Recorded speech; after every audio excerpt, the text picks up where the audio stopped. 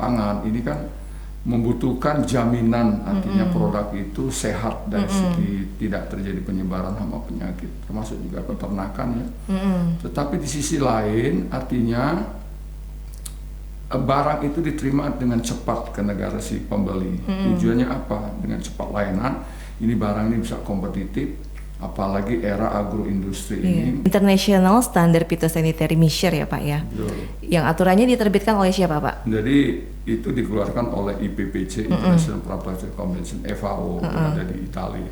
Dan ini memang kita juga Indonesia termasuk member dan juga member dari IPPC itu ya? Standar itu yang member usaha baik skala mini atau skala besar ya, untuk yang komoditas apapun yang diimpor, apapun bentuk tumbuhan, ini ya lapor saja karantina. Lapor itu tujuan untuk verifikasi apakah perlu dokumen karantina atau perlu diperiksa.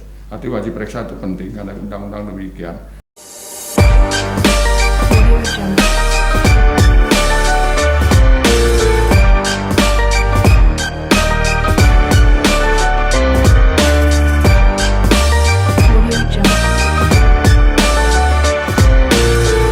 Assalamualaikum warahmatullahi wabarakatuh. Baiklah pemirsa Kito Podcast di Rumah, berjumpa lagi dengan saya Novita Asriani selaku host pada kesempatan kali ini. Bertemu lagi kita di Kito Podcast, podcastnya Karantina Sumatera Selatan, media berbagi informasi dan silaturahmi. Baiklah pemirsa yang ada di rumah, kali ini kita senang sekali karena pada kesempatan kali ini bisa menghadirkan bintang tamu yang luar biasa, yang cukup tinggi jabatannya, yaitu Bapak Dr. Insinyur Antarjo Dikin MSc. Beliau merupakan APT ahli utama ya Pak ya di Pusat Badan Karantina Indonesia. Benar begitu Bapak? Betul. Iya betul. Jadi Pak Antarjo ini dulunya mengawali karirnya di Provinsi Sumatera Selatan juga ya Pak ya. Dulunya di Balai Karantina Pertanian kelas 1 Palembang ya Pak ya. Jadi kalau kita bahas di sini Pak, udah berapa tahun masa kerjanya Pak? Waduh, kalau masa kerja baru 40 tahun. 40 tahun. Iya. Jadi dulu sempet waktu, jadi kan pemirsa kita podcast di rumah, waktu kalau kita itu mau menjadi pemeriksa karantina tumbuhan ataupun APT, kita itu kan menjalani pelatihan atau kita sebut training center ya Pak ya, selama 4 bulan. Jadi Pak Antarjo ini luar biasa sekali memotivasi kami karantinawati yang masih muda-muda untuk terus semangat belajar gitu Pak ya. Baiklah pemirsa Kita Podcast di Rumah, pada kesempatan hari ini Bapak Dr. Antarjo ini sengaja datang ke Karantina Sumatera Selatan ini untuk mengedukasi kita di sini adik-adik karantinawan-karantinawati mengenai apa saja inovasi layanan karantina ke depannya. Seperti yang kita ketahui, saat ini kan Badan Karantina Indonesia sudah bertransformasi, yang tadinya dari Badan Karantina Pertanian menjadi Badan Karantina Indonesia.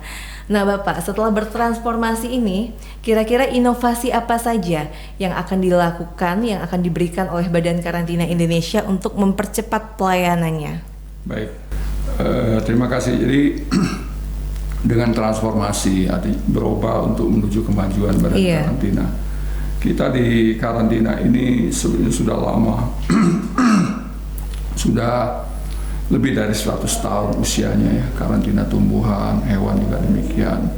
Nah, kemajuan ini artinya apa? Kita menyangkut layanan. Layanan karantina ini ada dua sisi.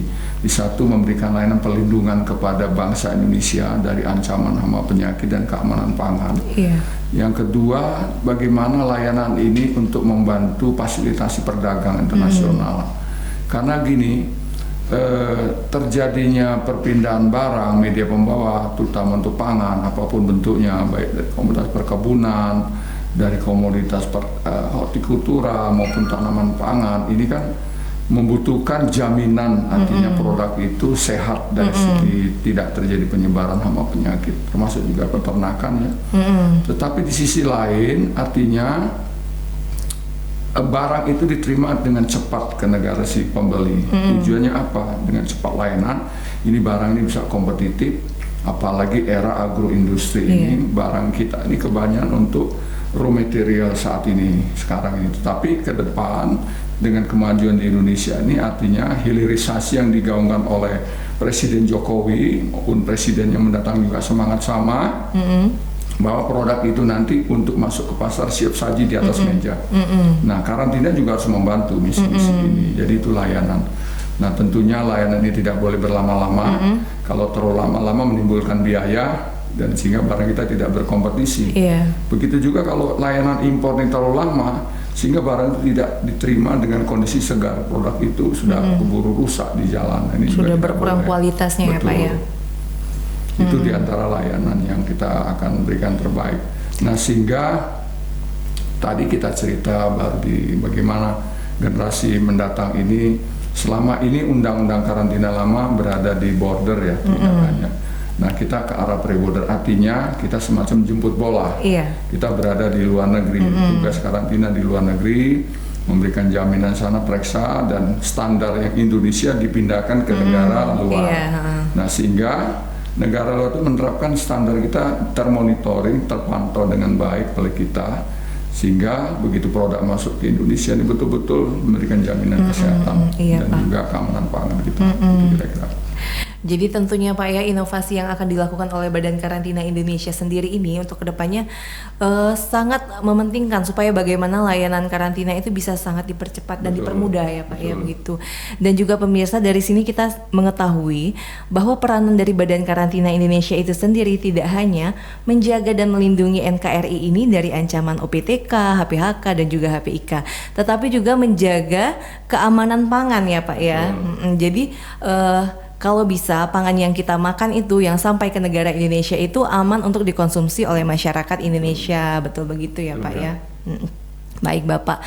Tadi kita di atas juga membahas mengenai ini ya Pak, ISPM 32. Baik pemirsa di rumah, pemirsa Kito Podcast, bagi yang belum mengetahui ISPM itu sendiri apa, ISPM itu merupakan singkatan dari International Standard Phytosanitary Measure ya Pak ya. Yang aturannya diterbitkan oleh siapa Pak? Jadi itu dikeluarkan oleh IPPC, International Product Convention, FAO, ada di Italia. Dan ini memang kita juga Indonesia termasuk member dan juga member dari IPPC itu ya? Standar itu member daripada anggota IPPC dari 180 negara.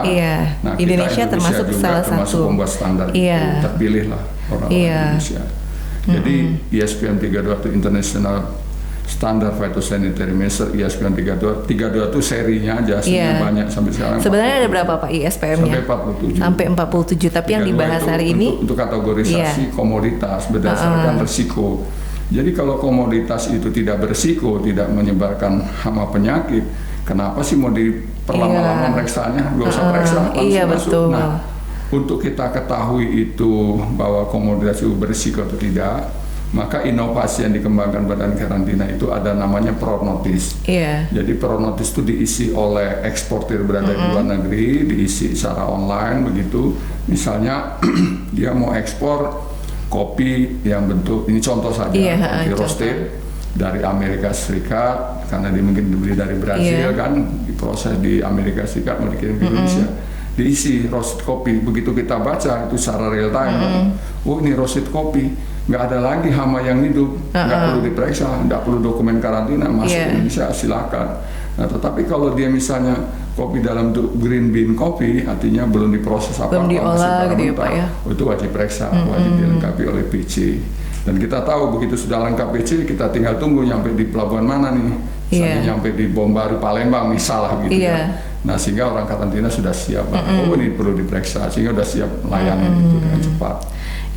Jadi kalau seandainya tidak memungkinkan di situ ada investasi OPT maupun OPTK, jadi nggak perlu diperiksa lagi. Kalau udah ada Pronotis itu tadi ya Pak, begitu kurang lebih. Itu suatu inovasi lah. Jadi itu mungkin salah satu inovasi juga untuk mempercepat program Stranas PK gitu Pak. Nah, Stranas PK ini adalah salah satu program daripada pemerintah di pelabuhan-pelabuhan. Kita tidak boleh mempersulit atau menghambat arus barang. Karena sekarang ini kan muncul agroindustri, kadang-kadang raw material itu sebagian diimpor dari luar, dimix dengan produk Indonesia, lalu menjadi produk olahan diekspor kembali. Nah, ini kan perlu layanan cepat, karena barang ini jangan sampai ketika datang terlambat, sementara pabrik sudah siap, dia menyiapin tenaga kerja banyak, dia gaji pegawai. Kalau ini terlambat, artinya perusahaan itu merugi. Nah, ini tidak boleh terjadi. Dan juga kalau misalnya dulu tuh ada istilah dwelling time ya Pak ya. Jadi lama barang tuh tertumpuk di pelabuhan dan itu mengakibatkan kerugian yang lumayan ya Pak kalau dari segi ekonominya. Karena dia harus kena biaya demurrage istilahnya beda. Iya. Di pelabuhan kena biaya sewa lapak begitu ya, kontainer begitu. Bisa saja dalam satu hari bisa kena 5 juta, 10 juta tergantung lamanya pelayanan. Kalau terlalu lama ditahan semakin besar. Iya. Ini tentunya menimbulkan biaya kos tinggi. Iya Bapak. Baiklah pemirsa kita podcast di rumah, mungkin demikian itu saja ya podcast kita pada kesempatan kali ini. Kurang lebih Badan Karantina Indonesia ini terus berinovasi memberikan yang terbaik untuk pengguna jasa layanan karantina untuk lebih mempercepat pelayanan dan juga dengan hasil yang bagus gitu ya Pak ya. Pak Antarjo, tadi boleh nggak kita kasih pesan untuk pemirsa kita podcast di rumah mengenai mungkin salah satunya tuh kesadaran untuk melakukan lapor karantina. Baik. Jadi para pelaku usaha baik skala mini atau skala besar ya untuk yang komoditas apapun yang diimpor apapun bentuk tumbuhan itu ya lapor saja karantina. Lapor itu tujuan untuk verifikasi apakah perlu dokumen karantina atau perlu diperiksa. Arti wajib periksa itu penting karena undang-undang demikian. Tapi tidak harus disertai dokumen terkadang itu. Makanya dengan perontus kita kasih tahu tujuannya apa. Karena sekarang ini tugas karantina semakin berat. Banyak orang memanfaatkan tumbuhan atau hewan apapun dari Indonesia, termasuk juga mikroba dari Indonesia. Ini nanti menjadi industri yang besar dan kita kehilangan aset. Dan ini tugasnya Badan Karantina Indonesia untuk melindungi jangan sampai ada terjadi pencurian tumbuhan atau dibawa ke luar negeri diproduksi besar-besaran lalu diekspor lagi ke kita padahal itu punyanya Indonesia kita kehilangan banyak termasuk juga mikroba yang ada di Indonesia diproses untuk jadi bahan dekomposer untuk jadi pupuk itu yang kita rugi besar. Nah inilah makanya tugas karantina menjadi tidak mudah. Bayangkan mikroba itu yang tidak bisa kasat mata kalau dimasukkan ke dalam amplop kecil dikantongin macam mana memeriksanya ada yang tahu itu makanya kita minta betul para masyarakat bila tahu untuk melapor karantina, bukan berarti kita mempersulit perjalanan, tapi untuk pengamanan negara tujuannya. Iya. Jadi pemirsa kita podcast di rumah, tugas menjaga NKRI ini bukan saja menjadi beban Badan Karantina Indonesia, tetapi menjadi tanggung jawab kita semua sebagai masyarakat Indonesia. Pak Antarjo, tadi kita lupa di depan tadi menyapa pemirsa kita podcast ini dengan salam dari Palembang. Jadi Pak Antarjo nanti kalau saya bilang salam dari Palembang, kita jawab Kito Paca. Ya, boleh ya Pak? Salam dari Palembang, Kito Paca. Pak. Jadi Kito Paca itu kan artinya kita bisa ya Pak. Kito Paca sendiri merupakan singkatan dari kerja ikhlas tercapai optimal, profesional, amanah, cermat, akuntabel dan konsisten. Jadi itu sebagai motivasi juga Pak untuk kami di sini untuk bekerja secara singkatan-singkatan tadi Bapak. Baik Bapak, terima kasih atas waktu dan kesempatannya. Mudah-mudahan bisa kembali lagi ke sini memberikan materi-materi yang bermanfaat dan berguna bagi pemirsa kita podcast di rumah. Baik pemirsa kita podcast, saya akhiri.